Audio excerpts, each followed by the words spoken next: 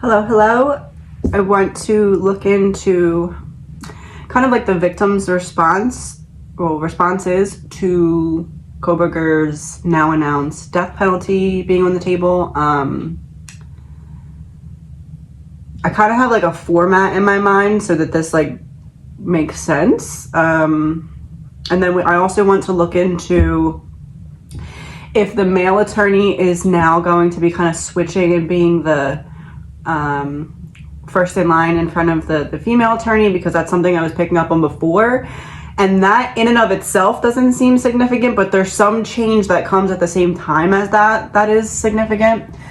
And the other thing is, so I'm recording this video, it's a little bit different. Sometimes I channel in different type of tools. Like tarot is a tool. Tarot is not how my gifts originated. Tarot is the tool that I'm using to prove my book, which is the purpose of my YouTube channel. So anyway, sometimes like that, like I channeled in to my life at one point tarot to be able to do this. So anyway, I sometimes kind of call in other things that help explain or make sense of deeper concepts. So I'm recording this video. It's a little bit of a longer video. It's probably gonna be in a couple parts, but the other day was listening to this audiobook, and I'm not gonna share the book right now because I want you to, in the video of the book, I explain in detail why I'm using it and everything like that. So I want to save it for then, but probably within the next couple days it will be up. And it is a book that I believe is, how do I say this? It kind of explains a potential mindset that Brian could be kind of harboring that makes other things make sense. And that is not to say innocence or guilt. It's just, I don't know, like the blueprint of a type of mindset. But I found it significant for a lot of reasons, which again I explained in that video. But there's a lot of things within the confines of that explained mindset that either Brian has done, or it's like something you could be like, oh, I could see him doing this in his defense. So again, it's not innocence or guilt. It's just to show you like, oh, look, I found, I don't know. I guess it feels similar to me to the way that his mind functions. So anyway, that video is coming out soon. I just wanted to explain it, but I wanted to explain it now before that video came out, because even if you're not watching it for that reason, it's a really good book. It's a very educational,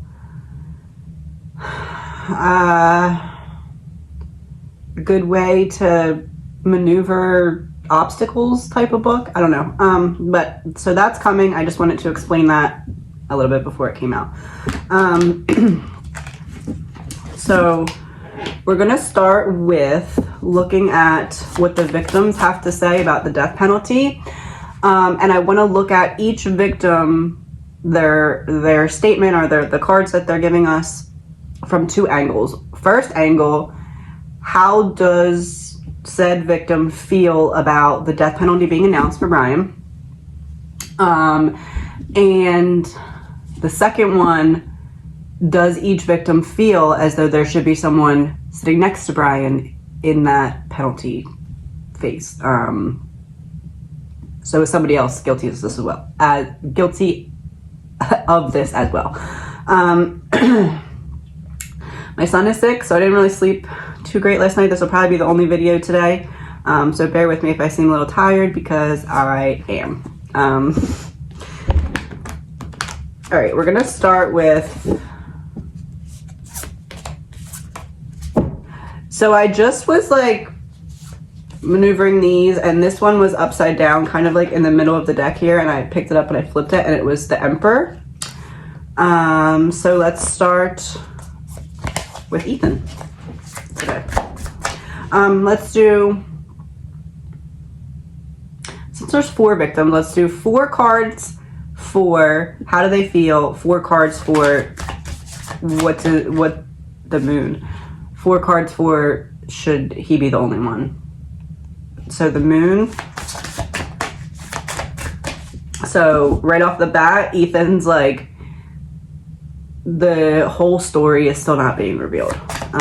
There's still things, so that could actually go two ways. Either we're not seeing everything because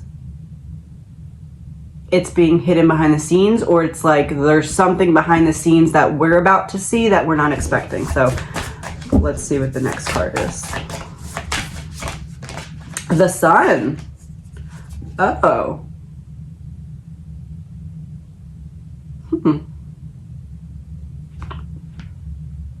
That tends to make me believe it's the second one, where it's like there's something, I don't know how that would work. I guess because of certain things just still being under seal or something, but there's like, it feels like there's some, because both of those are major arcana cards as well, so it feels like there's something big that Ethan is saying.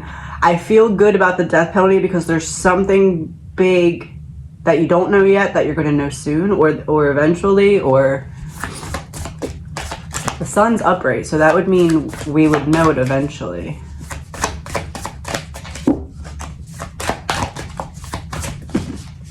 Seven of Cups, Eight of Swords. This tends to make me believe that Ethan's saying he's not getting out of it. And then the Seven of Cups is like, okay, so because we're looking at this from how does Ethan feel about the death penalty, the Seven of Cups, Eight of Swords,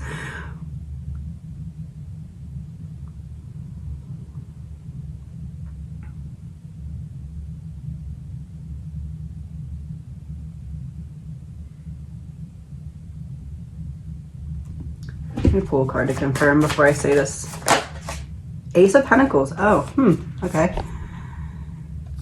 It's almost like, I get this feeling that Ethan would rather him get like life in prison or something like that, like something that would be more difficult, than just kind of shutting off, through death penalty. Because Eight of Swords, Seven of Cups is like, I'm getting the image of kind of like sitting in the cell, in the bed, like really wrestling with thoughts at night and really having to like think over it. Why did I do this? All that. Like, I feel like Ethan kind of, in terms of death penalty, is like, there's things that we're not even aware that are going to exist, that do exist, that we'll find out eventually, that will help other things make sense.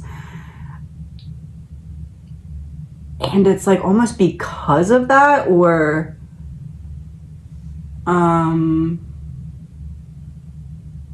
maybe not because of it per se, but like there's some information that we'll have eventually. It feels like more like middle to end of trial. There's some piece of information that when it comes out, it's almost like, oh, that's why Ethan would rather him kind of sit and have to wrestle with his thoughts for his life, or like, yeah, that's what I'm getting. Like, I don't want you to have the option to have this escape date. Like, let's say Brian's found guilty, let's say he gets the death penalty, then it's almost like for Ethan, it's like, okay, well, any suffering that you endure that's like nervousness to die, you know there's an end date, you know it's like short-lived, you know when you're getting out, you know, like it's almost like he would rather have that prolonged mental like left, like, so the image I'm getting is because there's so much in Brian's mind, right? Because of school and studies and, you know, trying to get in with the police. Like, all of this is like, I'm getting the image of it all floating around in his mind, like little symbols and signs and stuff that keep his mind entertained.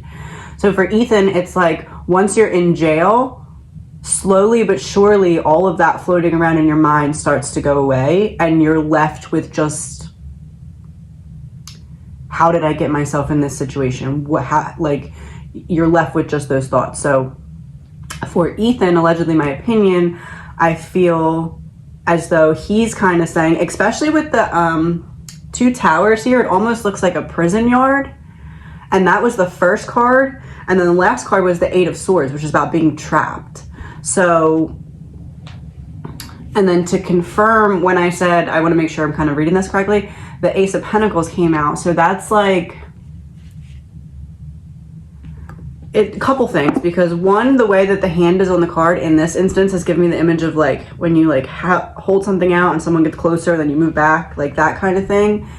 So it's almost like in Ethan's mind, you'll have days where it doesn't bother you as much, and then you'll have a day where it really hits you and you have to really think about it. Like that kind of thing is what I'm imagining, in terms of he would rather have that as a punishment than just, okay, I'm going to be executed and then it shuts off and I'm done kind of thing.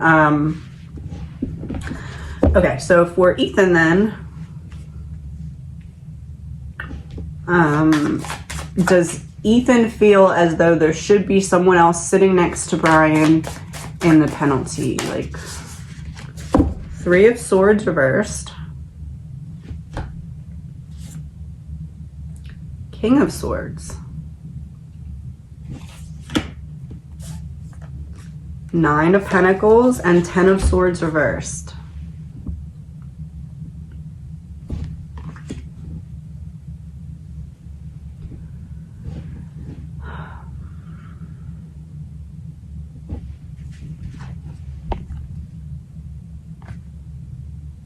Man and woman.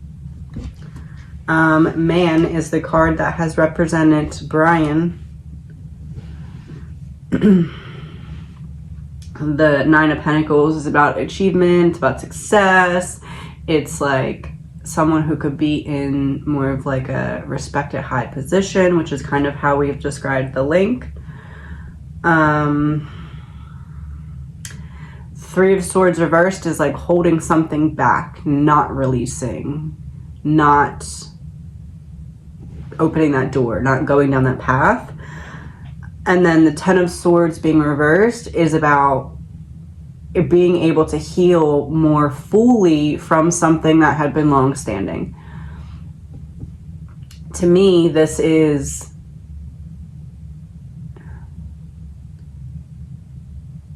so, okay, let me do it this way. The moon is up top, 3 of Swords reversed is under it. So there's some kind of secret that's going to eventually be released, or there's some kind of secret that if it were released, it would make this make more sense. Then we have the Sun and the King of Swords. So this is kind of saying to me,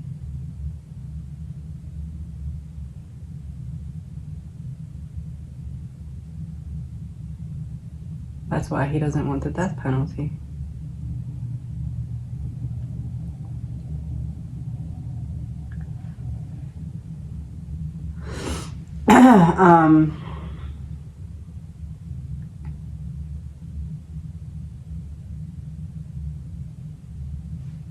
It's almost like from Ethan's standpoint,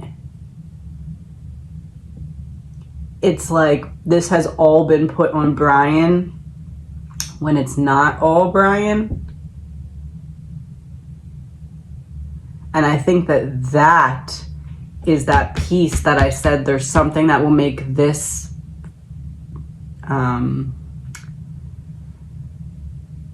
like what Ethan wants, there's something that will help it make sense. I think it's that. It's like this all has been put on Brian when it's not 100% just Brian.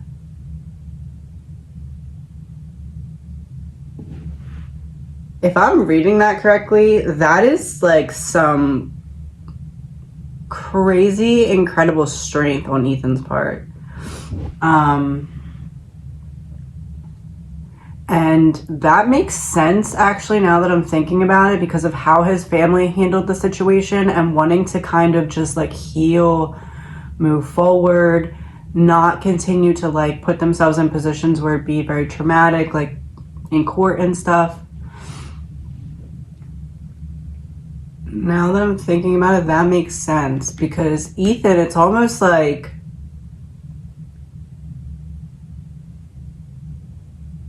I don't know, it's almost like I've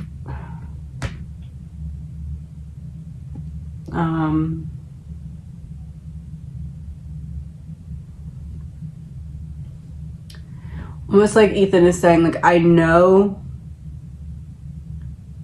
from the outside looking in, it seems as though I should want this man to just die.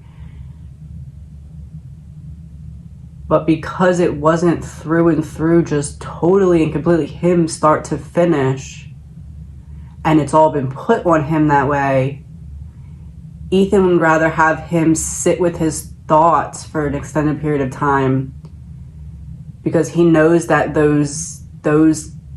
that could be worse than death penalty could be.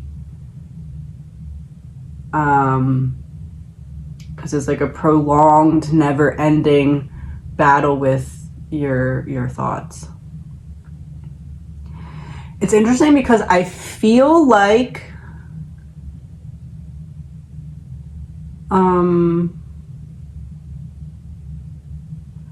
okay, so I feel like so Ethan sees this whole situation from like a higher perspective now, obviously, right?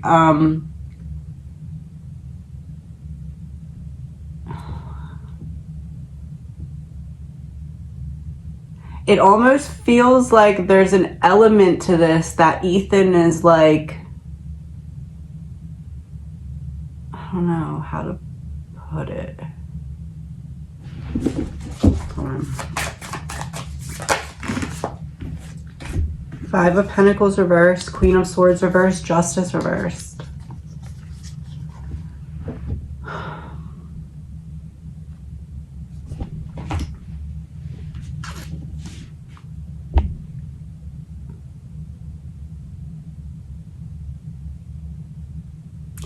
I don't know, I get this weird feeling that it's almost like Ethan feels like there's some element of this that Brian was like misled on or tricked into, or like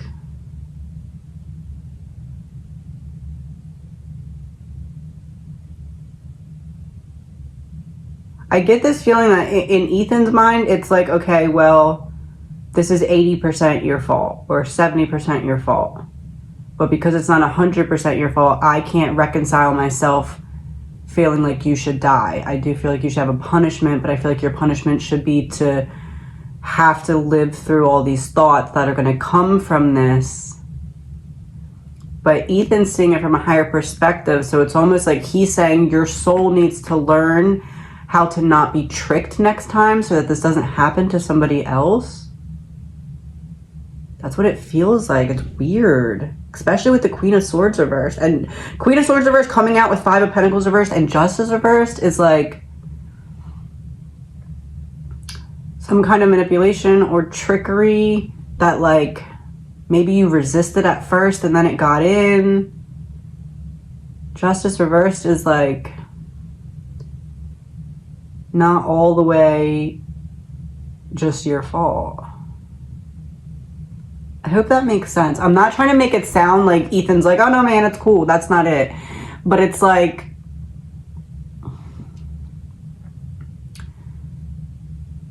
it feels like, so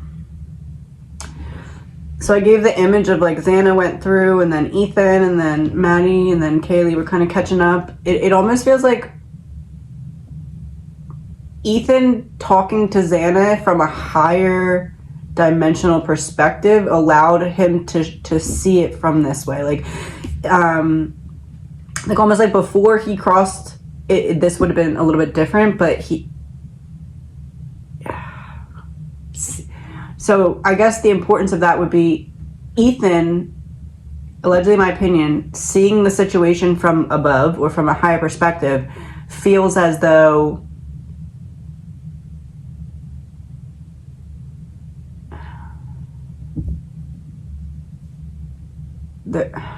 there's I don't know how to put it. I don't want to mess it up, but I feel like I said kind of what it was.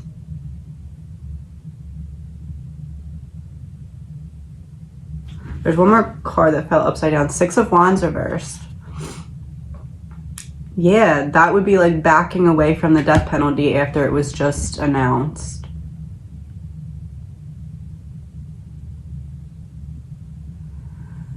I would say my opinion is that Ethan would rather him have life in prison, but not as like a reward or like a lesser than punishment. It's almost like Ethan, seeing the situation from his eyes, feels like that would be a worse punishment, but also one that teaches a lesson. And it's almost like also one that Ethan, looking back, is like, okay, I know that your soul is going to learn this lesson, so you don't do this to other people in another lifetime because of not learning the lesson fully by just dying.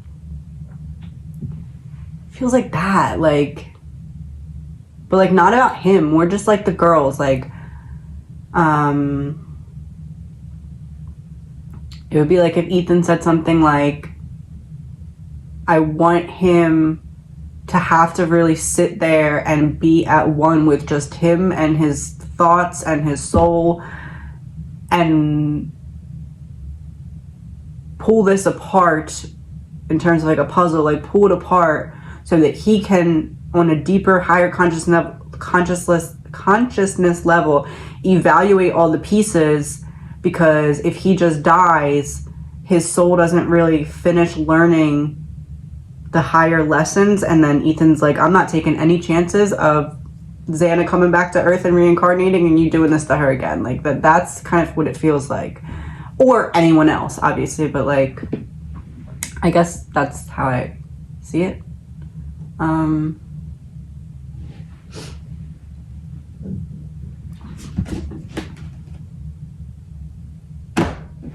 Normally I wouldn't use these cards, but I feel like they're sitting here and they might work for this. Let's see what happens. I'm gonna pull one as some kind of confirmation from Ethan.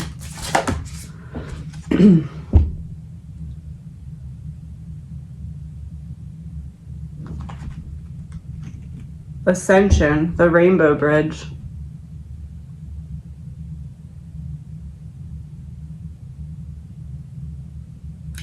Well, okay. All right.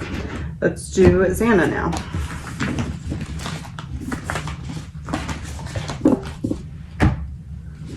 Same thing. We're going to start with, what was the first question? How does she feel about the death penalty? 5 of Swords reversed. It's like putting up a fight, putting up a evenly matched opponents, I guess you could say. Knight of Cups reversed.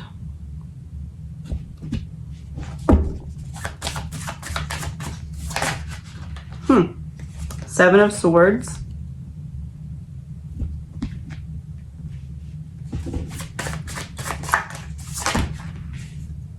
King of Wands reversed.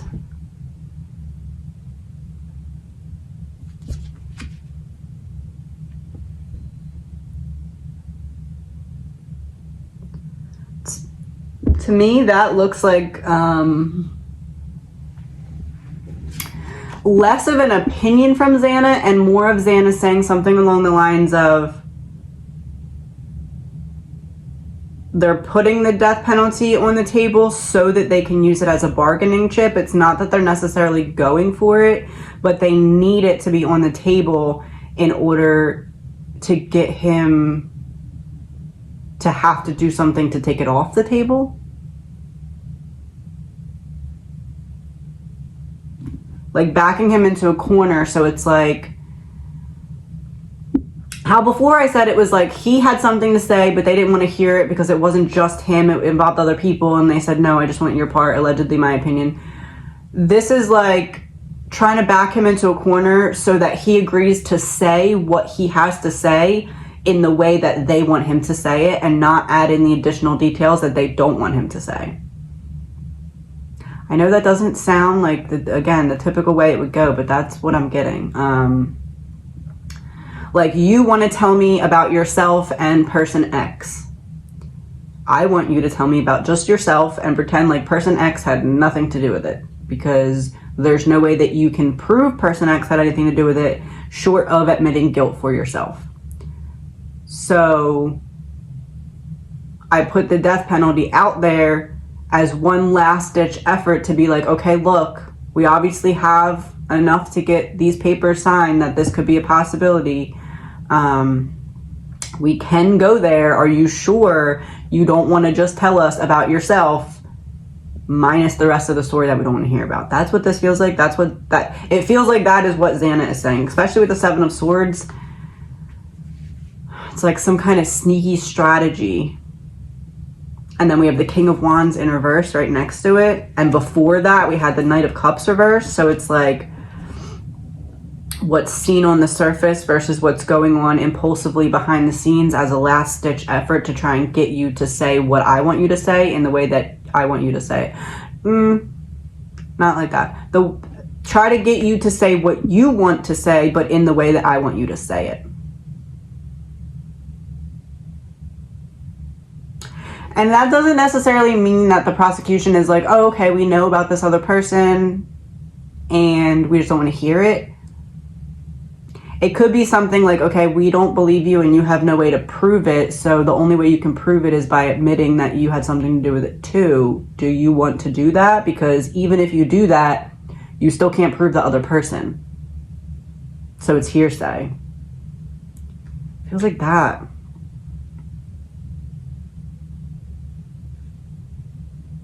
Either that or there's some kind of contradictory proof or something to any evidence that they do have of another person. I don't know. There's something weird. All right, so now, interesting. Let's see what Xana says about another person. Should there be another person next to Brian? Two of Pentacles. And then the other three cards. The Magician in reverse, Judgment, and Ace of Cups.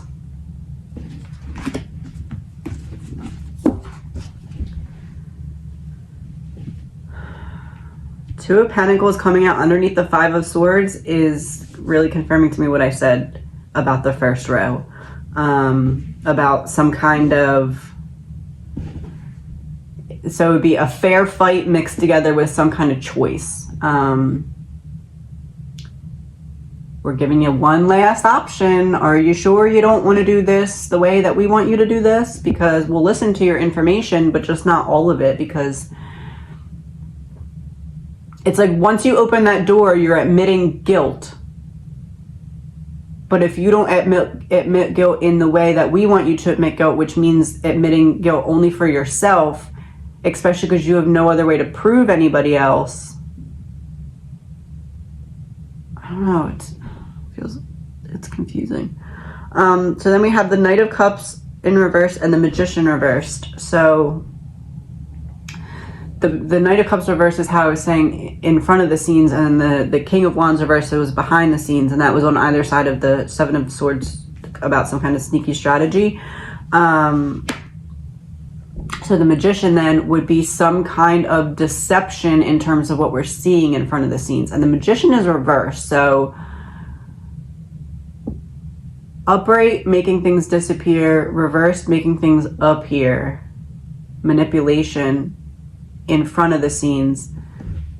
Making the death penalty paperwork appear because of some kind of manipulation behind the scenes. So like trying to back you into a corner to say what you want to say in the way that we want you to say it.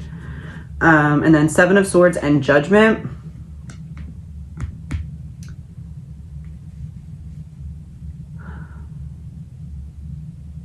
I feel like that combo is huge in this instance, because it's like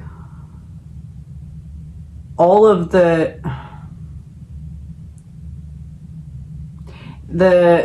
death penalty paperwork or whatever filing is a means to an end, which that seems obvious, but it's like we have this specific end in mind, and this is our last ditch effort to get you to kind of join us there, as opposed to trying to not join us there. I don't...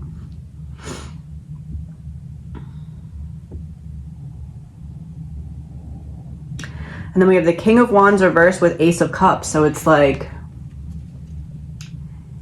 you want to tell us everything. We only want to know about 80% because we either don't believe you about the accomplice or whoever else that you want to tell us about. And again, the only way you can tell us is if you admit guilt. Because how else would you know otherwise? Like, if there's someone else in the house when these people are being murdered and you tell us that, how do you know unless you were in the house? That kind of thing.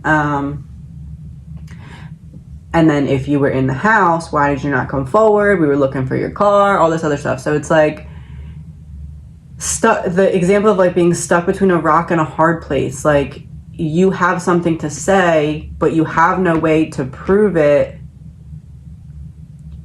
And in order to even give the hearsay, it would be admitting guilt. So we're filing this death penalty paperwork, trying to push you into a corner so that you admit just your part, because you can't prove the other part, but you can admit your part. And then once you do that, we'll take the death penalty off the table. Or won't push for it as much or what have you. But like, it feels like a bargaining chip. And what's weird is it almost feels to me like the prosecution doesn't even want the death penalty. It almost feels like they would rather have him serve life in jail. Let me confirm or deny that. Queen of Cups reversed, Knight of Swords reversed. That gives me the image of like being forced to drown.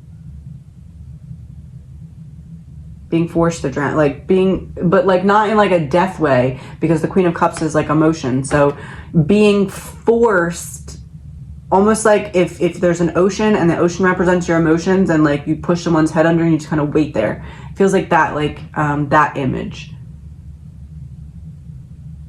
So to me, that would be not death penalty. So it's like, we don't really, like, does the crime in and of itself deserve, that's what it is. Does the crime in and of itself deserve it? Obviously. Does the amount of proof involved in this case, cut and dry, make way for the death penalty? Not necessarily. And it's almost like deep down the prosecution is aware of that, I guess. I don't know. And I know we haven't seen all the evidence yet. I know things can change, but it almost feels like that. It almost feels like they know, allegedly in my opinion, that by the end of trial, there's still going to be a decent amount of speculation that it may be better for them if he's still life in prison as opposed to death penalty, because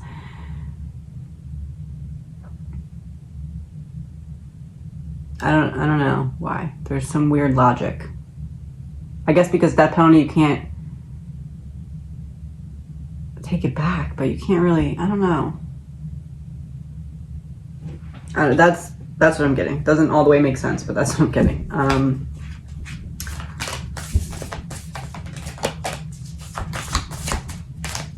Oh wait, so is anyone else? Two of Pentacles, Magician reversed, Judgment, Ace of Cups.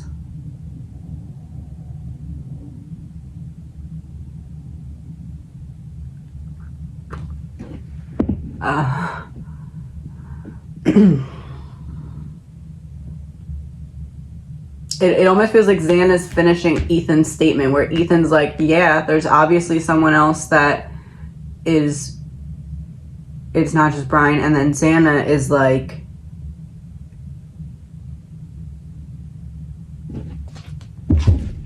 one second. Chariot reversed. Xana's like, yeah, and the prosecution knows it. Allegedly, my opinion, no facts. All right, clarifier from Xana.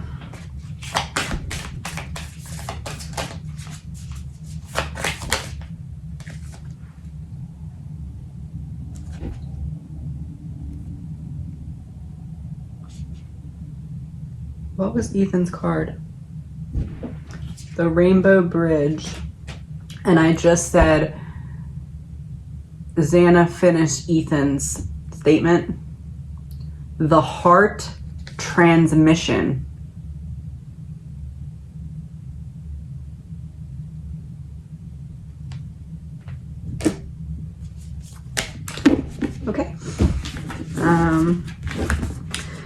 So yes, that was Xana finishing Ethan's statement. Heart-to-heart transmission. I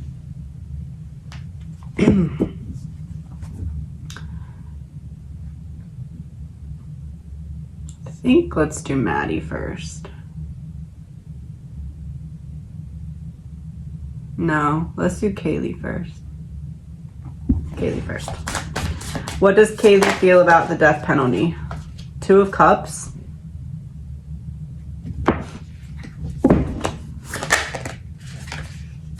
Ten of Pentacles reversed.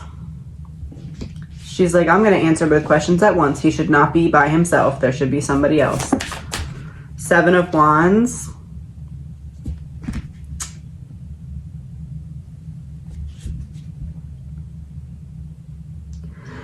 Seven of Wands tends to make me believe that that's pointing towards the prosecution protecting their territory, and that Kaylee's saying this is at least in part in response, maybe not in response, but the timing of this. The death penalty in and of itself is not the response. The timing of it is the response to what was filed by the defense, where they said they don't have anything.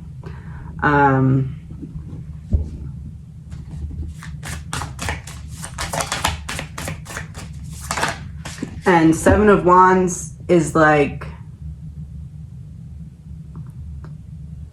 I don't know what to say other than how I said it's like we're trying to back him into a corner to get him to admit guilt upon himself by using this as leverage. Oh, Ace of Wands reversed, taking back an offer.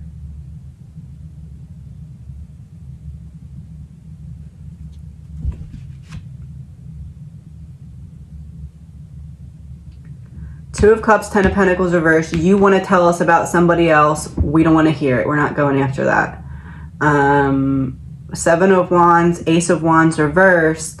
We're protecting the ground that we've made so far in this case, which isn't that much, so we got to protect it, right? Because if we put the death penalty out there, you know what's really interesting? The book that I described in the beginning of this that I'm going to be reading, I just realized how relevant it actually really is. Because this would be the exact kind of situation where the strategies implemented there would play out. But anyway, the Ace of Wands reversed is also like, look over here, not over there. So look at, hey, we're going after him for the death penalty. Don't look at, hey, they don't have any evidence from the defense. So it feels like I need you to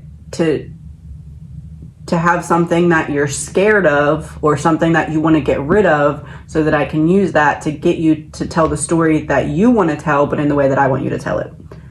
And then once you do that, we'll take it off the table, because we don't really want to use it anyway, because we don't feel like we have enough evidence to go for the death penalty in a case where the evidence should be so overwhelming.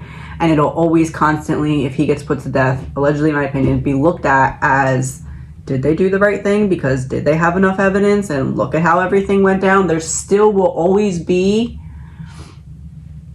even if it's not like reasonable doubt in court, I feel like in public opinion, and regardless of what actually comes out in court, I feel like because of what's happened so far, there will always be that question of, was this done properly? So it's almost like the prosecution's like, you know, I'd rather not deal with this either, so we don't really want the death penalty, but we need to use it as a bargaining chip. So the second you want to tell me you're part of this without trying to make it open a door that we're not trying to open, then we'll take it off the table. That's what this feels like to me. But again, if you don't, then it's your fault. You made us do this. Allegedly, in my opinion. Ten of Wands reversed. Underneath of the Two of Cups. Two of Cups would be the other person, because we're now talking about, is there anyone else that she feels should be up there with him? Two of Cups would be the other person. Ten of Wands being reversed is that person's free. Person's not worrying about it. The person's not really feeling like they're going to go down for this. The person feels like they got off scot-free from it. Temperance under the Ten of Pentacles reversed.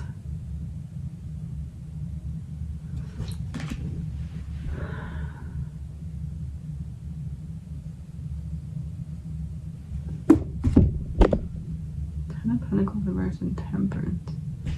Pull clarifier. Ooh, that's weird. Ten of Cups and Hanged Man.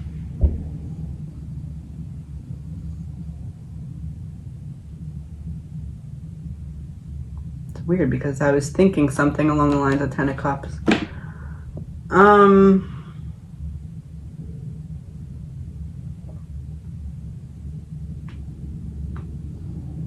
don't know, it's almost like they hope that other people talk Brian into admitting whatever to get the death penalty off the table, but there's also some like, we put out the death penalty paperwork and then whatever happens, but we're waiting for this. Like there's a second part to the death penalty paperwork. Not literally, not like death penalty paperwork part 2, but like, I don't know. Almost like a follow-up paperwork to the death penalty, but not, it's not like a clarification or anything of it. It's like, like if you file some other kind of paperwork and then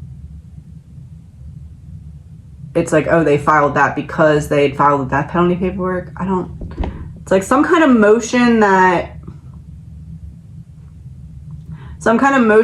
is hits different if it's filed after there's already a death penalty notice.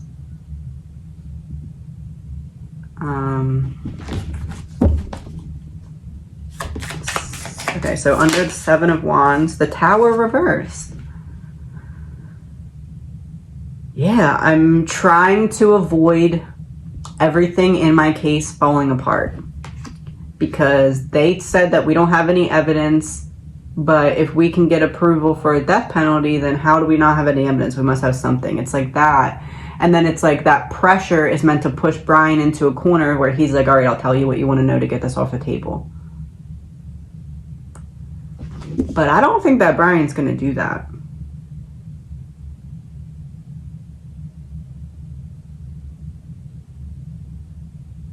I don't think their plan is going to work. I understand their plan. It makes sense. It's a solid plan, but I don't think it's going to work in this case. It's almost like Brian would rather go out swinging and put it all out on the table and lose than have a 50-50 shot at, okay, if I admit to this, then maybe I can get something a little better. That's not an option for him. In my opinion, allegedly.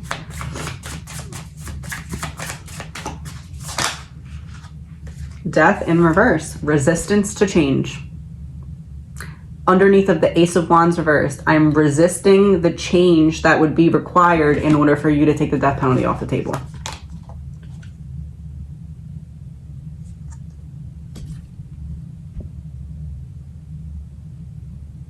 I'm resisting the change. It's the link. You want me to change my story to make it so that this person had nothing to do with it. I can't do that. Even if it means that you won't kill me because of it. I don't care.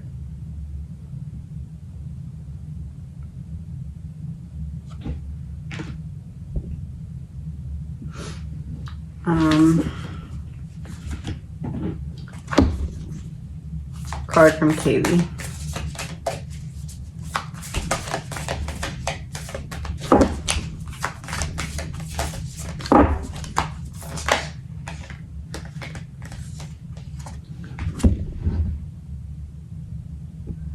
Reassurance of the golden light.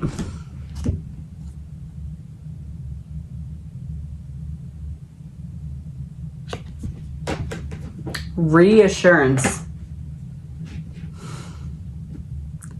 First cards that came out were Two of Cups, Ten of Pentacles reversed, some kind of connection, and going against the family. The last card we got was the Queen of Pentacles, and then Kaylee says, just in case you didn't hear me, that was reassurance.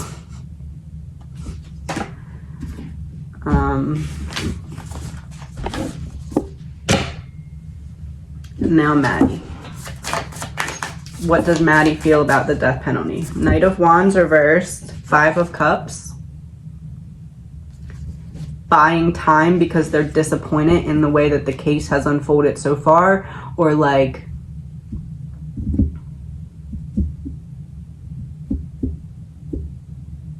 making some kind of bold move because of either because of the case looking like a failure, or at the very least because of the other side, the defense, trying to make the case look like a failure. Whichever one. I don't know if they think it's a failure too or not, but either way, it's like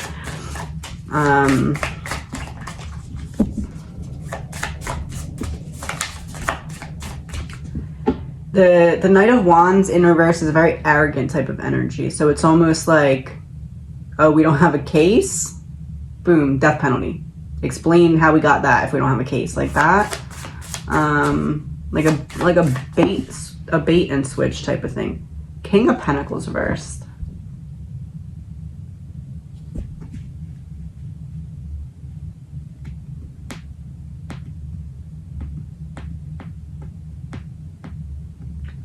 This is, what does Maddie think about the death penalty?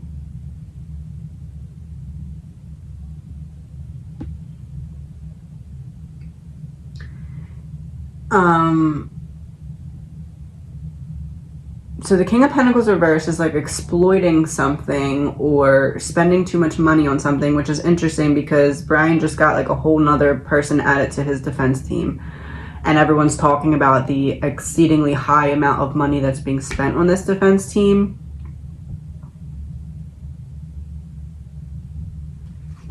It's almost like Maddie saying, well, you wouldn't have to spend that much money if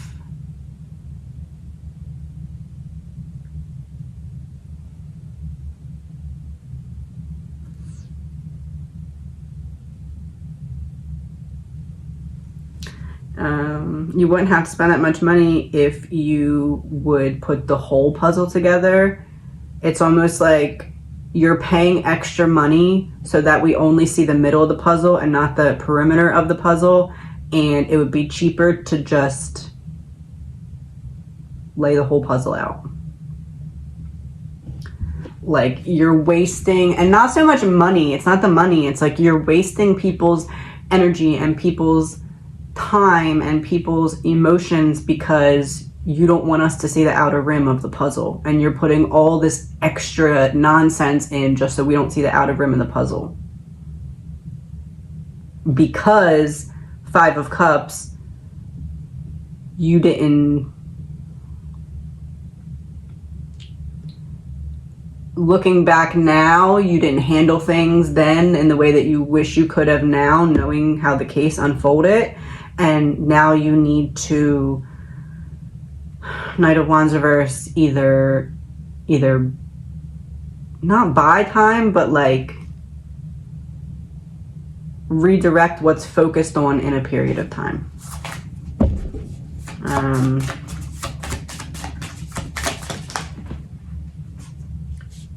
The Empress reversed next to the King of Pentacles reversed. So the Empress reversed is like needing to depend on others. And it's also like, how do I put this? I'm getting the image of, you know, like on Survivor, when they have to make fire and they have that little stick thing and they have to like really like get it to go in order to break the string. That's the image I'm getting with this. It's like you had to really, really nurture this fire to get it to take off. And if you would have just let the whole puzzle show, then you could have just lit it with a lighter and everything would have been fine. But like, you did it this little different way because of some kind of trying to block certain things from being known or coming out. Okay, so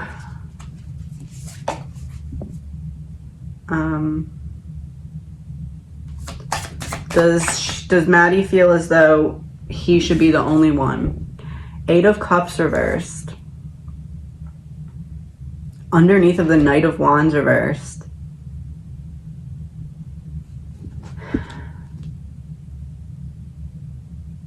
It's like,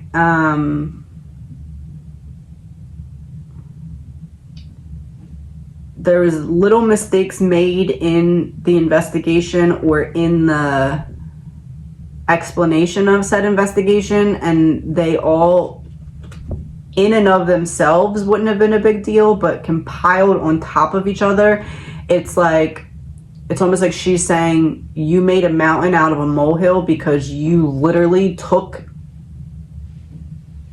everything and put it there on purpose. Like, you made a mountain out of a molehill on purpose because you needed a mountain to hide what was going on behind the mountain, and you couldn't hide it with a molehill. So you did all this extra stuff to cover up what didn't go right in the investigation, and now it taints the whole investigation. Allegedly, my opinion, no facts. The Lovers under the 5 of Cups.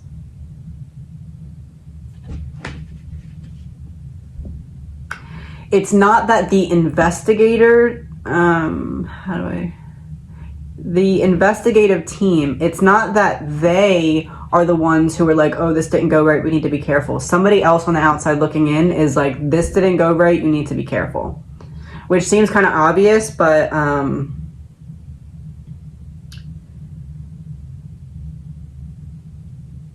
it's like somebody that they need. And I guess this would probably be like the FBI or something. I don't know. One of those organizations that were part of the investigation. It's like, it's almost like the prosecution is doing things at their direction or their suggestion at the very least. And it's like, 8 of Cups reversed, the Lovers makes me feel like they weren't really sure how to play this because of the mistakes that were made or because of some hiccups that happened. And they're kind of taking the direction of some other authority who's like, okay, listen, you mess this up enough, just do what we say. Feels like that. Allegedly, in my opinion.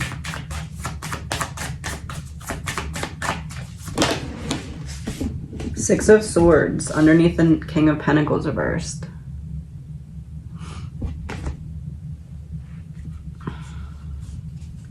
Gives me the image of like trying to, King of Pentacles reversed.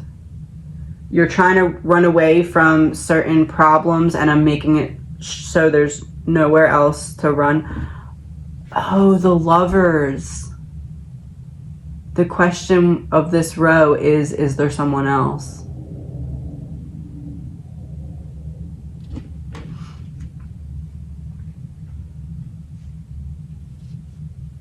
And it's in between the 8 of Cups reversed and the 6 of Swords. And the 6 of Swords is under the King of Pentacles reversed. That gives me the image of a driver. But not driver in the sense of driving, driver in the sense of this happened because it was driven through somebody else and Brian was the enactor. Allegedly, my opinion. And up top, we have the King of Pentacles reversed next to the Empress reversed. And they're on a team. Does Maddie think that he should be the only one? No. Allegedly, my opinion, no. Card from Maddie.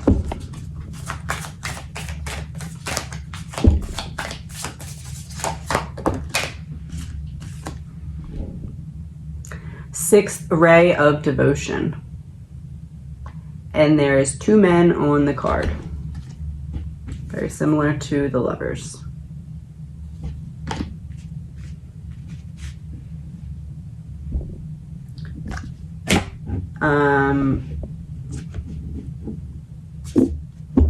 To me, the devotion element of that is the devotion to not having those outside puzzle pieces show still.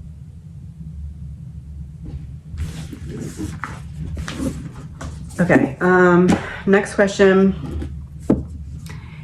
Is it going to be a switch up of counsel? Maybe not like literally like this person steps down, this person steps up, but like, are we going to start to see more now because of the death penalty? Are we going to start to see more of the male attorney kind of be the speaker, or I don't know, but like something significant, not just like back and forth in court, she goes, he goes, like there's something significant of a move that comes from him, and that marks the beginning of like the switch, if that makes sense. 9 of Cups reversed, so maybe not yet. Page of Swords. No, it's like they're waiting for something specific to be said in trial.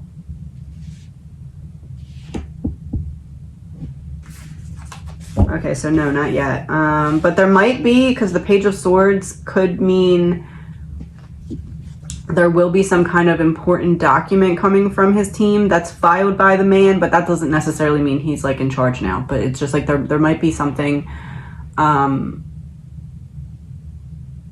Oh, I said there's going to be something filed that kind of is because of the death penalty. That will probably be filed through him. Which doesn't seem like a big deal that it's him or her, but it's like whatever the document is the big deal.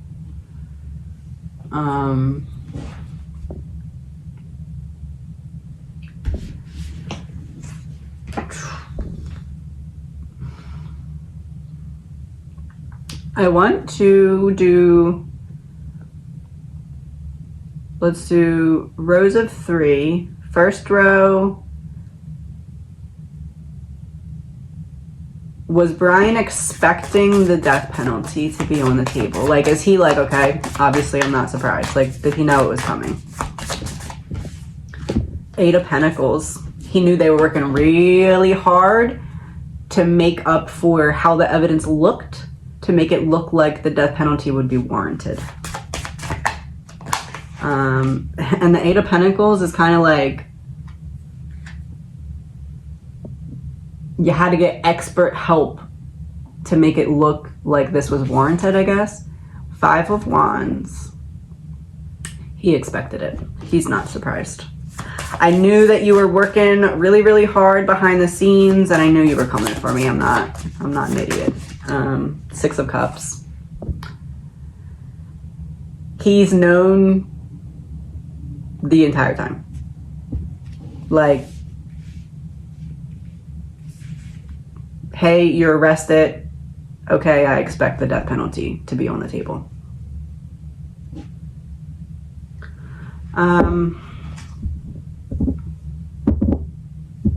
How did he feel when whoever came to him told him, okay, they're definitely putting on the table? However he found out. 2 cards for external reaction, 2 cards for internal reaction. External first. The Devil. 9 of Wands reversed. Externally, really struggling. More anger. Externally, anger, which is understandable. I'm not saying that, oh, you shouldn't be angry, but externally, I would say calm anger, like I expected this, but I'm still mad. But 9 of Wands reversed is kind of like, saw it coming, didn't expect anything less, but actually hearing you say that it's on the table, it's like a renewed anger. I'm mad. Internally, 7 of Pentacles reversed. Having trouble thinking thinking ahead or thinking straight, which again, understandably so. And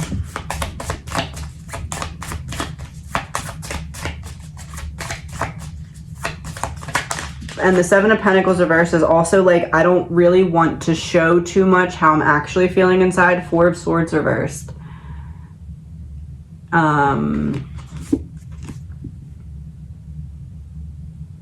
Okay, game on. I'm ready to go. I'm ready to fight. I'm ready to come out swinging.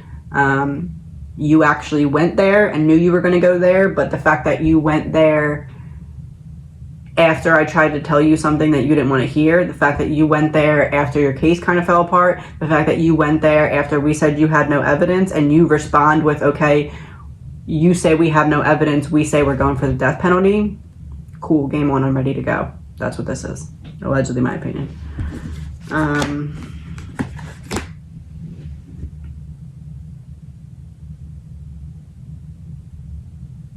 How does he feel right now about it? Like, so it happened, it's announced, he's had time to calm down, he's not really doing much because he's in a cell, so he's probably just been thinking about that. How is he feeling about it now? 3 cards. Wheel of Fortune. Strength reversed. Okay, it's going, it's really happening. I've been waiting for this to happen. Now I'm actually feeling the feelings that come along with it. Strength in reverse. I do feel as though actually having it known that it's actually literally on the table is a little bit harder for him than he anticipated it being. And again, rightfully so. Nothing wrong with that. 3 of Wands reversed.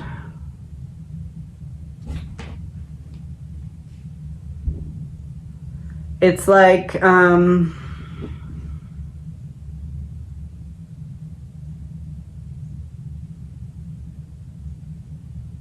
almost like there's part of him that thought it was going to happen sooner, and then when it didn't happen sooner, he was like, oh, maybe it's not going to happen, but still feeling like it was going to happen.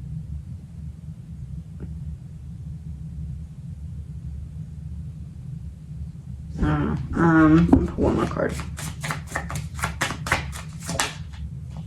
9 of Swords reversed. It's like the build up to it was so great. It's almost like Brian feels like they delayed putting it on the table because they were messing with him or something. Like,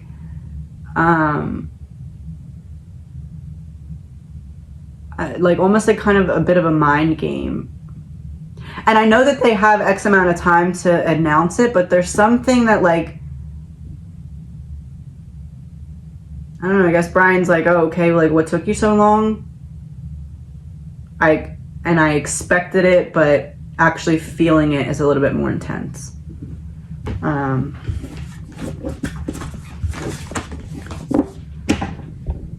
This isn't a question. This is just, I want to see what cards come out for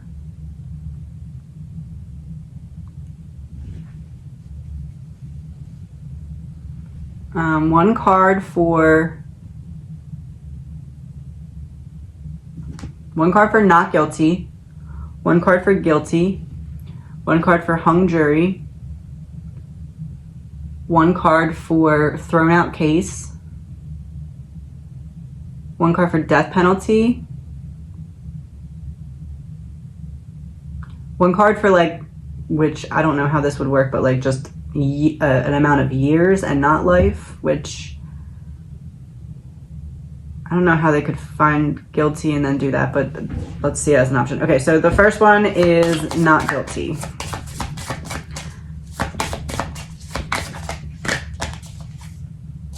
Page of Pentacles reversed.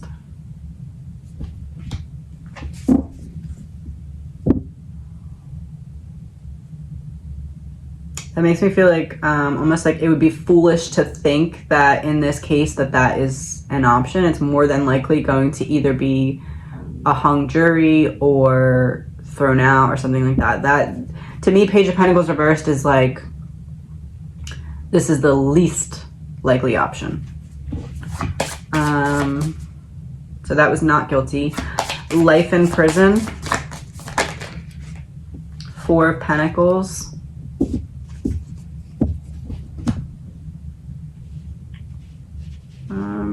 tends to make me feel like that's a high possibility, especially because 4 of Pentacles has 4 on it. And he's kind of sitting there, like, could be in a cell, like in that position.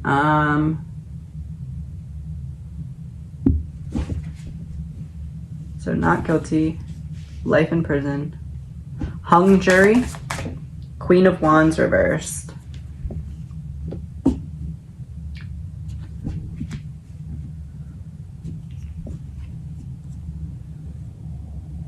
That would be drama between a social group that's meeting in private, because upright Queen of Wands would be like a social person that's out among people. In reverse, it's like I'm social but I'm in seclusion because I'm in a jury room, like it's a crowd of people that's not public. And it's also drama because it's in reverse. So I tend to believe that there's gonna be people on the jury that have a hard time believing the evidence, and then people who believe it very much so. So that could play out very interestingly. But it does seem as though it's not going to be a cut and dry evidence, we all agree, goodbye. It's not going to be, I don't see that. Because the Queen of Wands is also like an opposing force. That's, you're being met with an opposing force. So in a jury room, the opposing force would have to be the jurors opposing the other jurors not agreeing. And Queen of Wands reversed, behind closed doors. Not guilty, life in prison, hung jury, death penalty,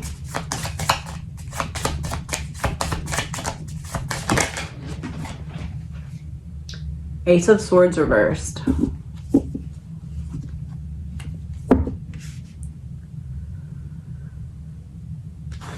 So that tends to make me believe there's going to be an argument for it.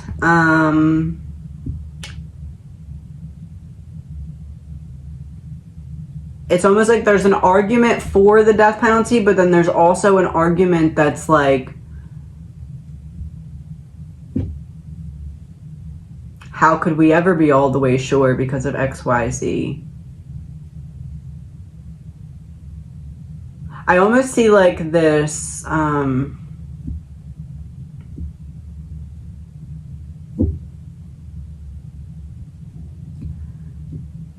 Ace of Swords reversed could also be kind of taking it off the table.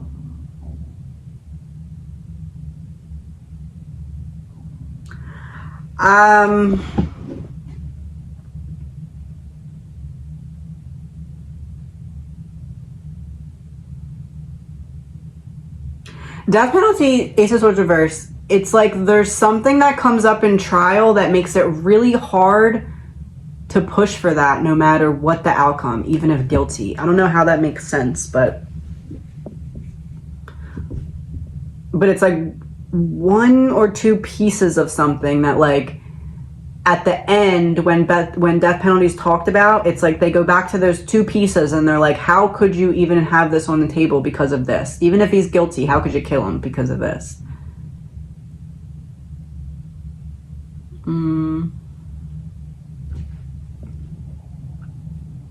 I tend to believe that life in prison is a higher possibility than the death penalty, even with the death penalty remaining on the table all the way through. If it does, I still feel like life in prison is a higher possibility.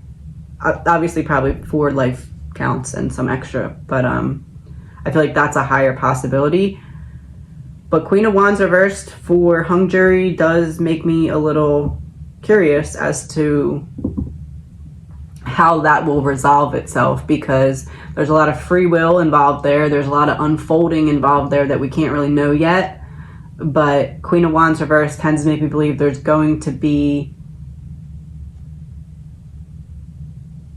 I'm wondering if that means the jury will be sequestered, because Queen of Wands in reverse is like taking someone out of the public. So will the jury be sequestered? Page of Wands, 8 of Wands reversed. Not right away.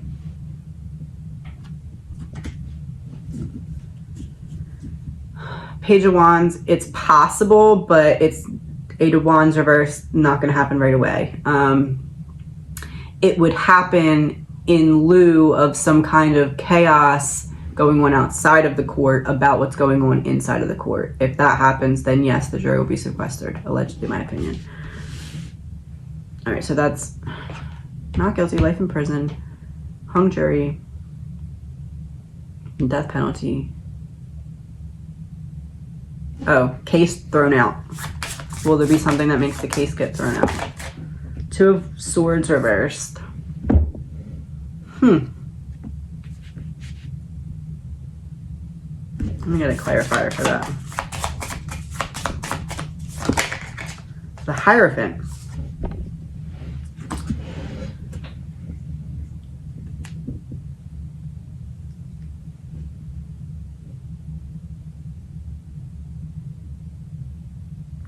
It's almost like when you come to not a fork in the road. You come to like you're going down a road and there's like really high fences on either side, and all you can do is go down the road, and there's this like tunnel, and you have to go through the tunnel, and you can't go around or over the tunnel. You have to go through the tunnel, but there's a boulder there. It's like the trial comes to that boulder. Like, are we going to move this boulder, or should we just turn around and go back?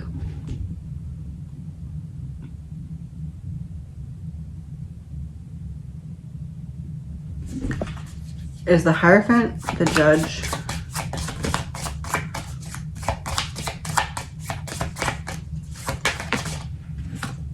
High Priestess.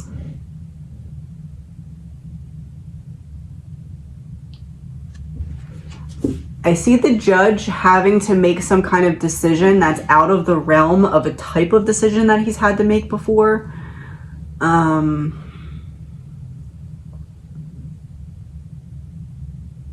Don't know what that means.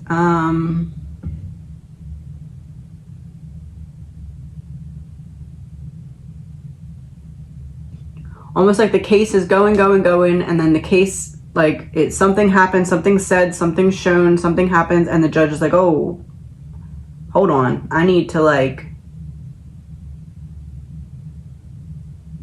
reference other cases or some kind of book that would tell him his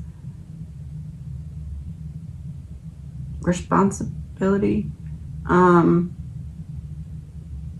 Like, I don't, like, okay, so something said, something shown, something happens, and the judge is like, oh, whoa, this is something way out of the realm of what I usually typically deal with. I need to make sure that I'm approaching this situation correctly. I need to reference X, Y, Z.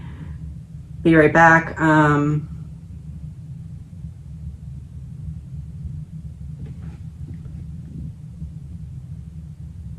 So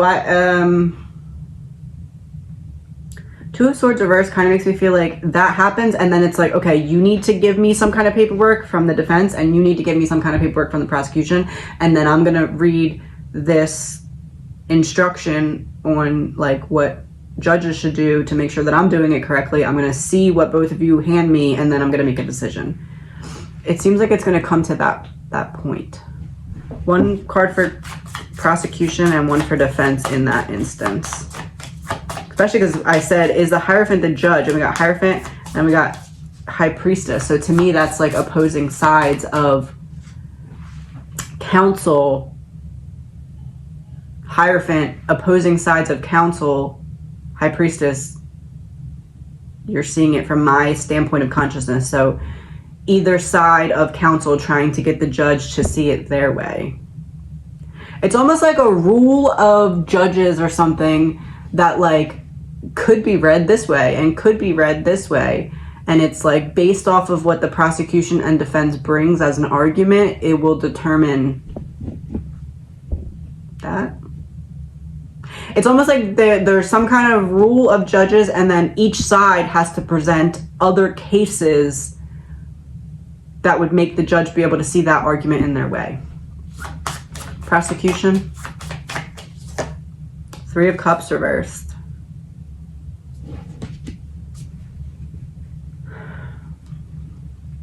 So prosecution, if the prosecution was the third party, that would mean the other party would be the defense. So it's something the defense presents that causes that the judge to be like, I need to reference this.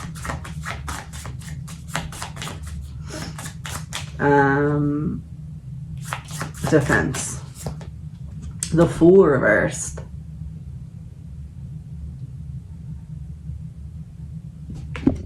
Like opening a door I didn't mean to open, and then oh, I can't close it now. But like, was it on purpose or was it not on purpose?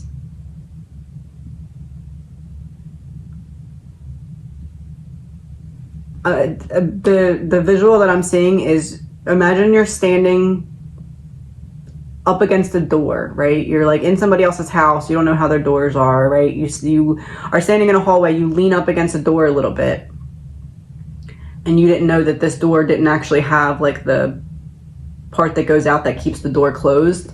And so the door just falls in and you're like, oh crap, and you try to catch yourself and close the door really quick, but you can't because the door's already open now. Like, it feels like that. Like, I accidentally opened this door, try to close it real quick, I can't.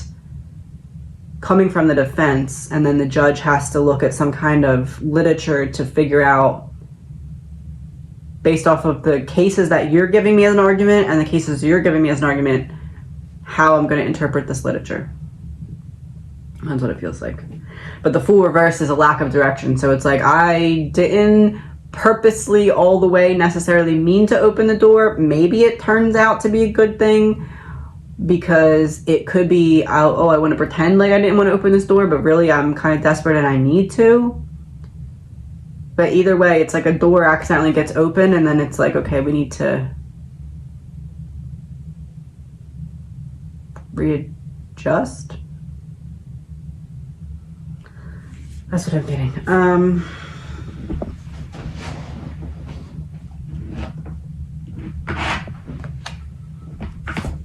Oh, you know what? I'm almost out of these, but I feel like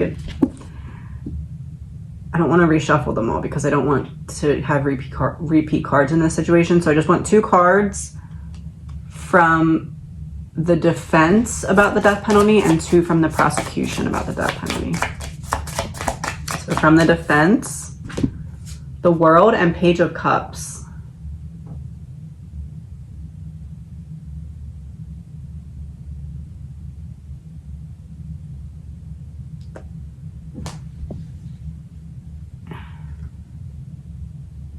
From the defense.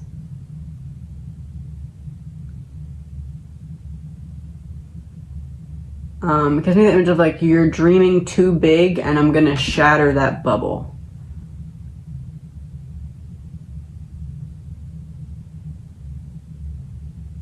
It keeps going back to me, and I know that reasonable doubt is an obvious, thing that they're shooting for here, but it keeps going back to me the image of,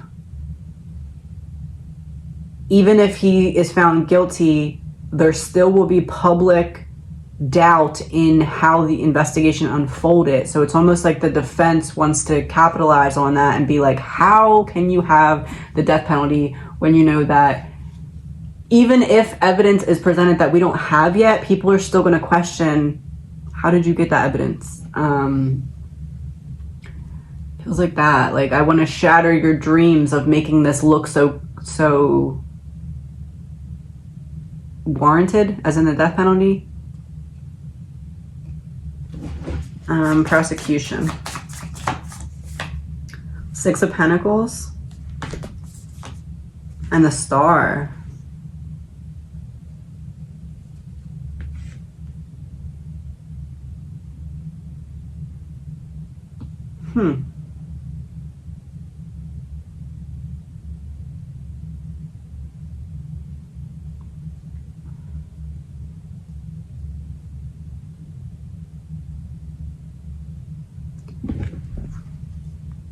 Do they get, I guess this is kind of probably a dumb question. Do they get more money once the death penalty is on the table for his defense team? Or for the prosecution?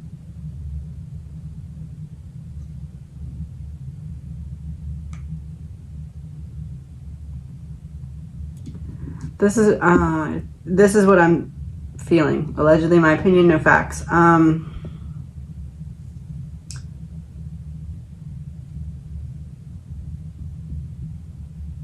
was like, if you get money, like, okay, I get more money for this case because now the death penalty is on the table, but I don't really need the more money for the death penalty. I actually need the more money to prove what should already be proven that hasn't been proven yet.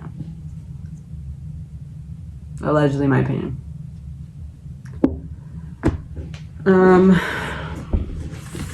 Brian's internal dialogue when it comes to thinking about the death penalty being on the table right now at this point. Fragmentation. I feel like pieces of myself. I feel shattered. I feel scatterbrained. I said his internal dialogue, scatterbrained. Almost like 10 seconds of this thought, 10 seconds of that thought, which before I feel like it was very controlled. Like I'm able to focus and control.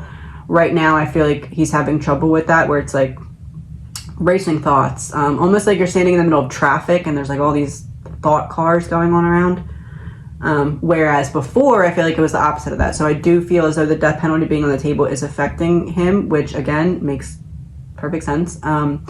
But it's almost like it's affecting him not because of being scared of the death penalty, but because of, which I mean he might as well, which again makes sense, but like it's something other than that that's bothering him as much as it is. It's not I'm scared of dying and that's why I'm bothered.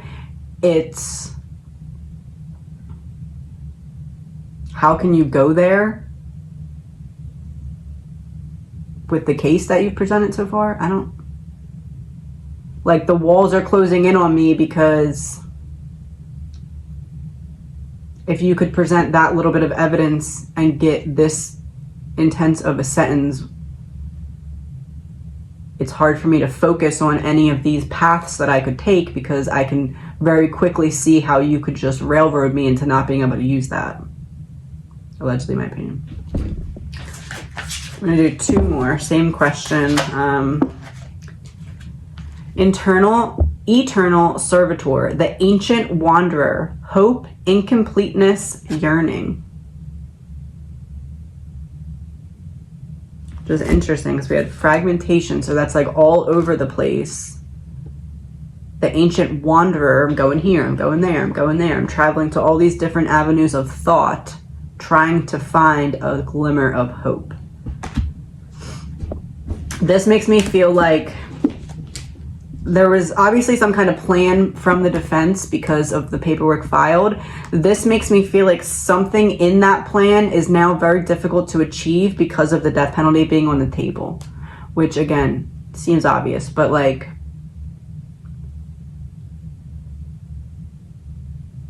it's almost like if I filed this,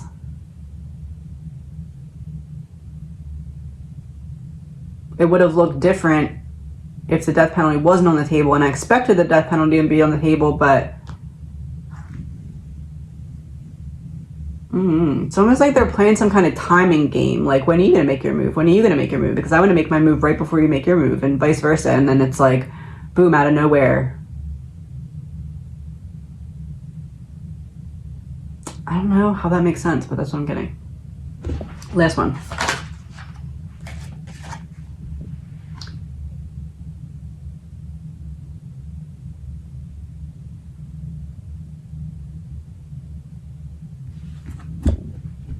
What did I say? This was his internal dialogue?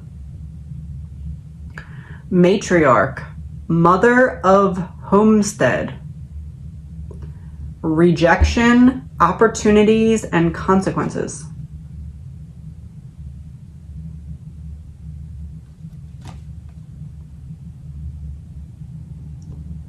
My thoughts are scattered all over the place, standing in thought traffic, can't focus. Trying to zigzag zoom, trying to find any hope I can find. Matriarch, mother of homestead. Rejection, opportunities, consequences. That to me would be the link.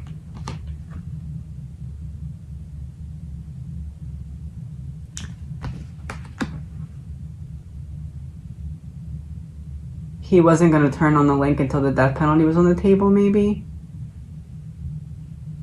I'll only turn on you if I have nothing else to lose, which is interesting because in a very early reading, I said, I wondered if somebody told him, if you end up going down for this, I'll get you out, but then couldn't get him out because it was 4 instead of 2 and everything went wrong. And I said I felt like he was holding on to hope that that would still happen, even though it seemed like it wouldn't. It's almost like now he's like, okay, I need to completely separate the thought of someone else kind of saving me. Allegedly, my opinion.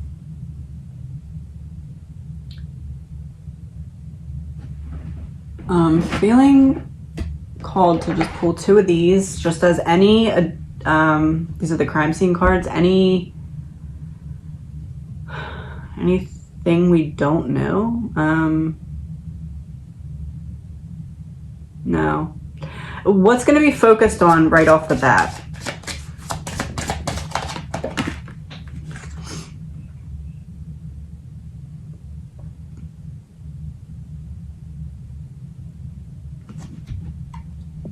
Someone coerced the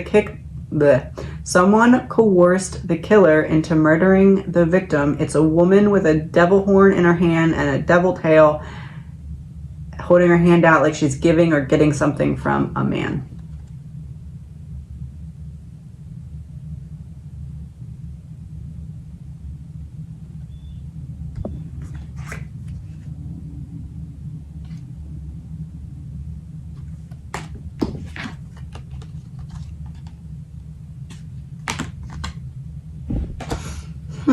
What did I say? 2?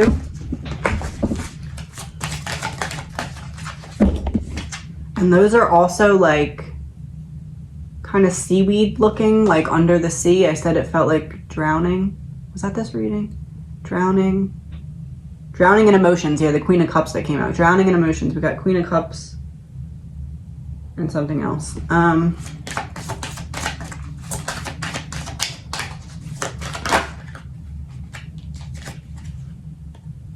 The killer is out of the area.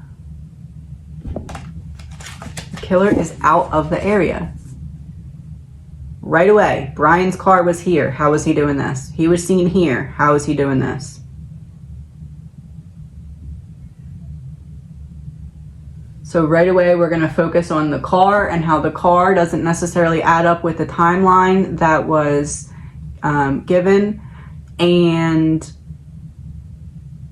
either it's not just Brian, or how could it be that there's other people's DNA and other evidence, something like that. That's going to be what I believe was focused on right away.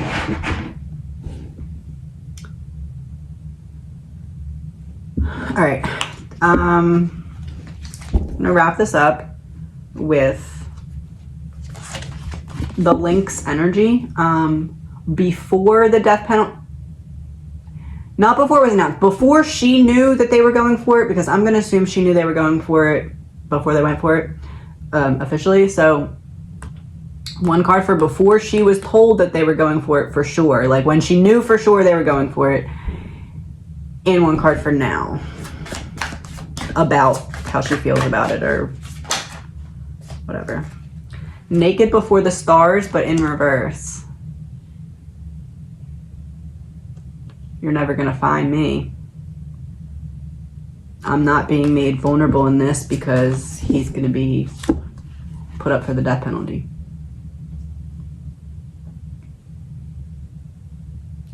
It says 18. What other card had 18 on it? There was another card. It stuck out to me for some reason.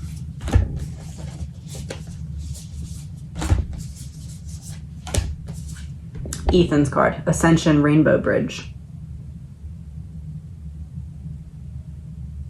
And this was about his message being connected to Xana's message because he was crossing over to where she was and understanding it from a higher perspective. So now we have 18 in reverse. I'm still seeing this from the low vibrational way of I'm backing away and getting away with it because my name's not going to get brought up now because they're going for the death penalty, which means that they're continuing to go with the notion that it was just him. So I'm skating out of it. And then 18 upright, 18 reverse is also like the legal age. So it's like legal not in a sense of age, but legal in a sense of, oh, I could have crossed a line, but I'm stepping back away from it in terms of legally getting in trouble. And the Lynx energy now. In reverse, martyr, matron of the blind, honesty, shame, restitution. It has blood on the hands, but it was in reverse. So I'm not going to be honest because I don't want to be put to shame. And restitution in reverse, it's not being made right because I have blood on my hands, but it's in reverse. So no one's going to know that because I'm not going down for this. I'm not being seen for this because they're doing the death penalty, which means they're going for just him.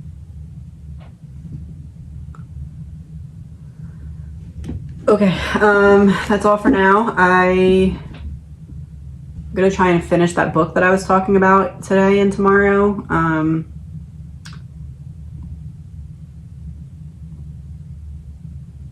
And again, I almost feel like I'm seeing this reading now from the perspective of that book and that mindset. So this reading might make even a little bit more sense after you listen to that.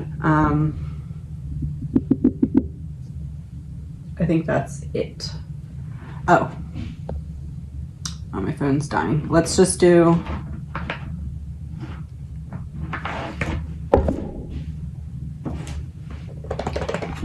I'm gonna do one of these from each of the victims. Let's start with Ethan.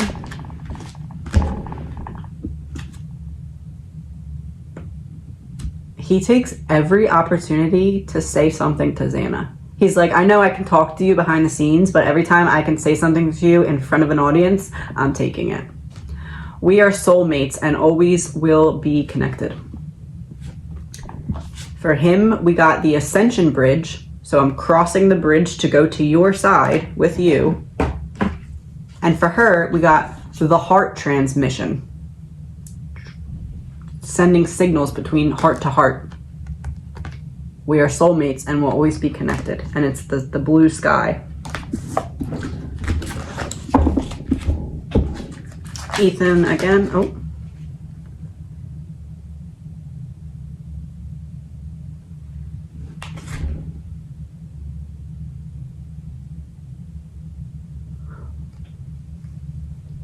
I have a new understanding. That was literally what his part of the reading was about.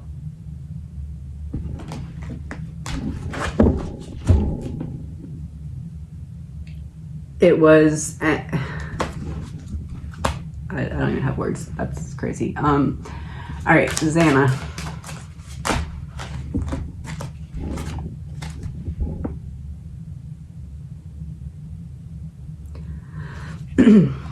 I'm with all who have passed before. Ancestors and long lost friends. Who was before her in this reading? Ethan. He crossed the bridge to go to her side. Talking back and forth, heart to heart. Past before, that she's referring to Ethan. Ancestors, she's referring to family, long lost friends, Maddie and Kaylee. They're all together now.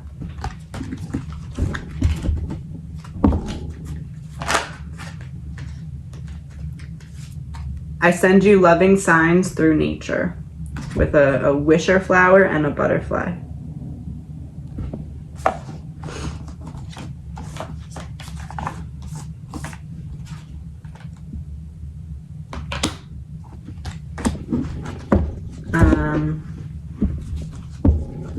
Oh, and there's 2 wisher flowers. Did we do? We did Kaylee first. Kaylee. A song we both love comes on when you miss and think about me.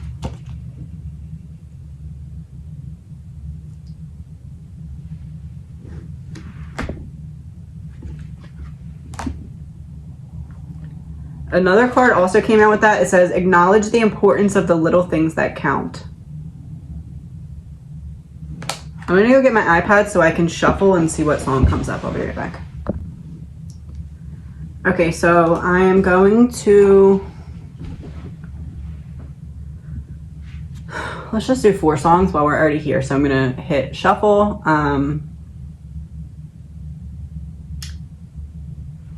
And then we'll see. The first song is going to be for Kaylee, from Kaylee. Oh, that song was already up, so I'm gonna hit next. So Am I. So Am I by Ava Max. The album is titled Heaven and Hell.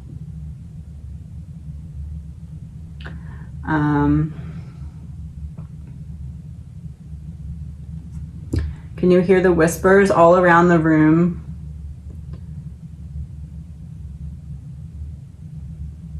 So let me tell you about my little secret.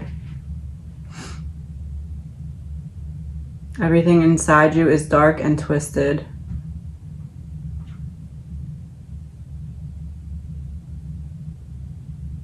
Gotta keep them guessing.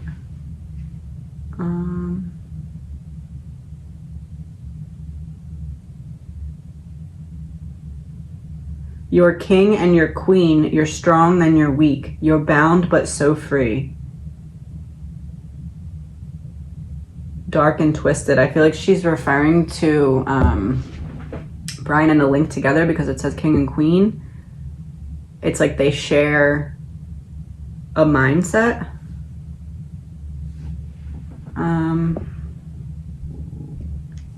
Kaylee. There's only one you. Unfinished business. Oh, they're using the, it's not the whole song, it's the album. So the first album is Heaven and Hell. The second album is Unfinished Business. Yeah, that's what it is. It's not the whole song, it's the album cover. Okay, third song, Ethan. Or let's do Xana. Xana, then Ethan. Santeria Sublime. Is that the album name? 1 second.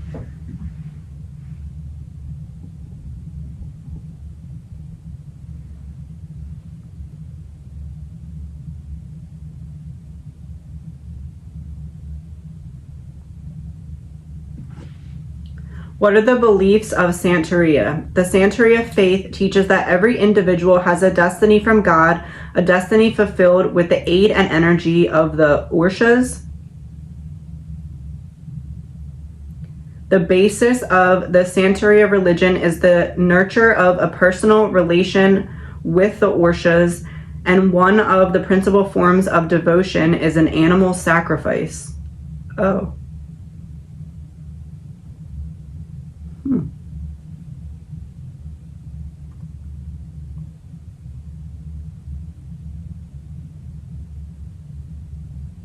One second, I'm trying to figure out what this word means.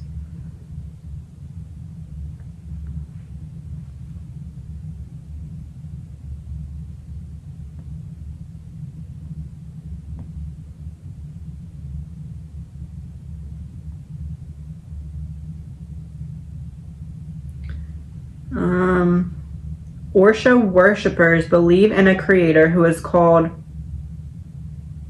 Olodumare, human beings, human ancestors, and the lowest group, plants and animals.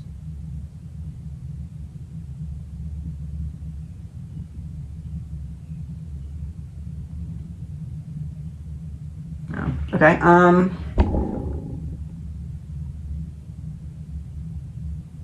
Hold on, wait 1 second.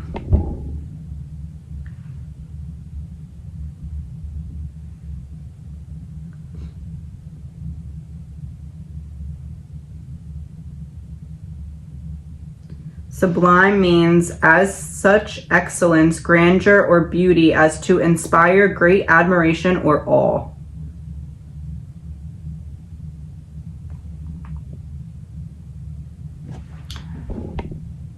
So that was Xana. Ethan. For Xana, I feel like that kind of means she's in this state of like, I'm healed. I'm here now. I'm not leaving my heart in the turmoil. Like, I'm able to separate myself from it. Rolling Stone by Nikki Heaton, Bad Intentions. The album is called Bad Intentions. Rolling Stone.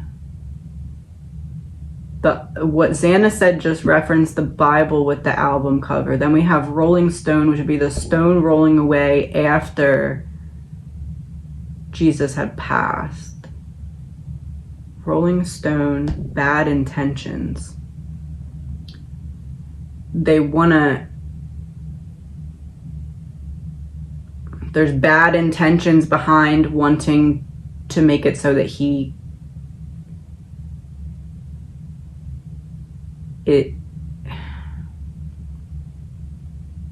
Rolling Stone, though, kind of gives me the image of jail cell. It's like they want to make it so he can't talk from jail later, but they don't want to kill him either because of the lack of certain pieces of the case. It's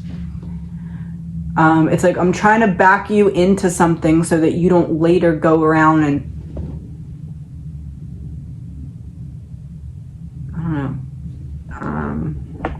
talk to other people or talk to the media or something.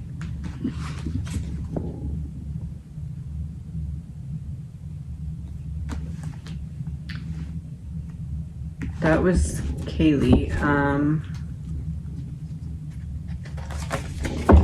One of these for Kaylee.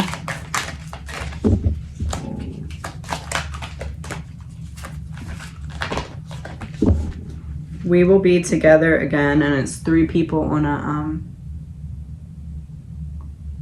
paddle boat, I think they're called. We will be together again, which is interesting because I felt like Kaylee was like the last one to kind of cross. I feel like that's confirmation that they are together again. I feel like they're all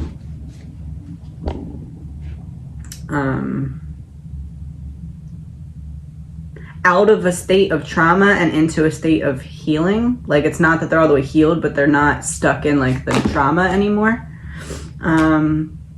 Maddie. Look up to the sky and see the shapes of the clouds, for there is where I send you messages.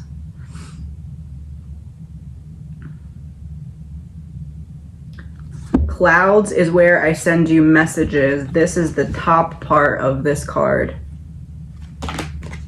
Messages would be we're together so we can communicate. I feel like they're just trying to say that they're together because I think that they know that everyone is like worried. So I feel like wrapping up this reading, they're like, hey, we're together, we're good. I know that this is really intense and traumatic and stressful,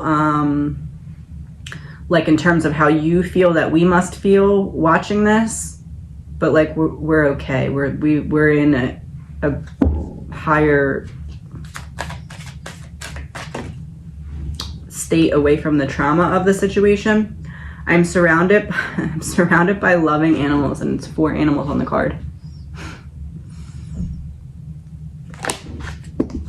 Yeah, that gives me like the loyalty of Kaylee's dog. We're talking about Maddie. Maddie would be confirming Kaylee's message. The dog would be Kaylee's dog, and then that would be I'm surrounded and we're able to message, so we're together.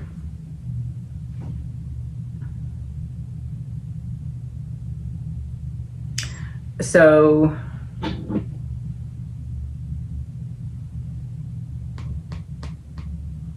since I started this reading by talking about how I'm going to be reading that book, I'm going to pull one of these cards, since they just basically made a very big deal to say we're together, we're together, we're together. Like, they want everyone to know and be comforted in that. So I'm going to pull one of these, and then I'm going to read the actual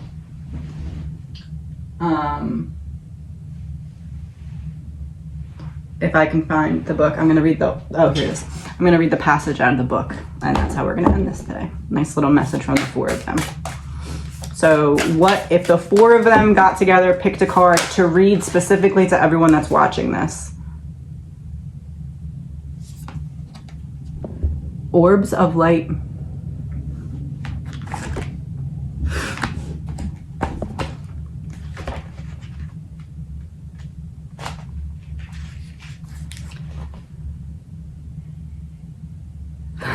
The spiritual worlds are delivering a message to you. You may have already heard it through telepathic reception and mistaken it for your own thought. Yet it is inspired by your higher guidance, those spiritual beings that love you without condition. It is an answer to a question and guidance to increase your happiness. It is possible to pray without realizing it. The universe is lovingly listening to every thought and feeling in your heart and mind. When you intentionally speak to the universe and ask your higher guidance to help you with an issue, this is a powerful way to call the light into your life. It works. Quite often quite rapidly. However, sometimes we ask for help without being aware of doing so. Worrying about an issue or pondering a question are ways this happens. There are orbs of light around you. They are spiritual beings that love you. These orbs contain information and energies that help answer questions and worries through the intelligence of love of the higher spiritual worlds. That information might come through a song, a phrase, a feeling, or a color or symbol that unlocks awareness in the deeper recesses of your mind and body. Orbs are always around us, but appear in more concentrated form, both in quantity and quality, in certain places and at certain times, including when your energy is in a particularly soft and receptive high-frequency state. Orbs naturally gravitate towards high energy. This doesn't mean you have to be on the go constantly. Higher energy can be created when you are very still by raising your frequency to a higher vibrational state. You can do this by regularly meditating on love and healing. You can place yourself in a state that is most attractive to orbs of light by relaxing, opening your heart, and feeling good. You are also most likely to perceive them around you in this state, which can be a fun and beautiful experience. Orbs are often only seen in photographs where they appear as soft balls of light. If they are enhanced and magnified, patterns, symbols, and faces can sometimes be seen within them.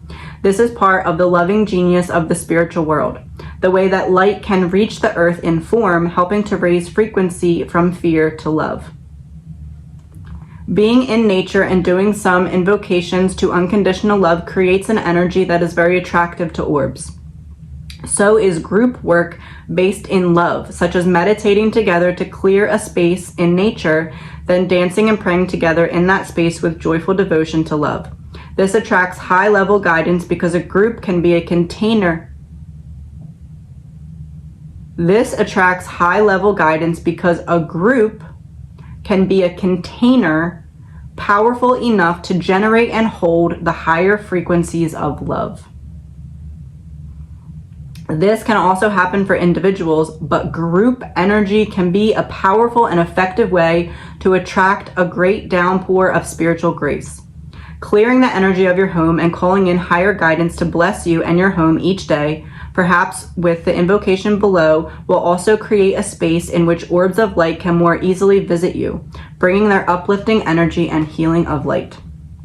To access the information of these orbs of light, to be open to seeing them more clearly, whether directly with your own energetic vision, through clairvoyance, or through photographs or other means, you can use the invocation below. I call upon the unconditionally loving orbs of light. Please bring me information, healing energy, and joy as I open my heart to the loving presence of the higher spiritual worlds here and now. I ask to see, feel, and know the loving intelligence of the orbs of light in ways that are relaxing, encouraging, joyful, and kind. I ask for the orbs of light to bring peace and blessings to this space, to consecrate it as sacred, and to protect it so that only energies of light, love, and higher consciousness may enter. May the unconditionally loving orbs of light bless all those who can benefit from their presence. Through divine love and my own free will, so be it. And it just so happens that the next card on the next page is Spiritual Decree. Making a spiritual decree. Who is making a spiritual decree? The orbs of light that have been flying around in the videos for very many times.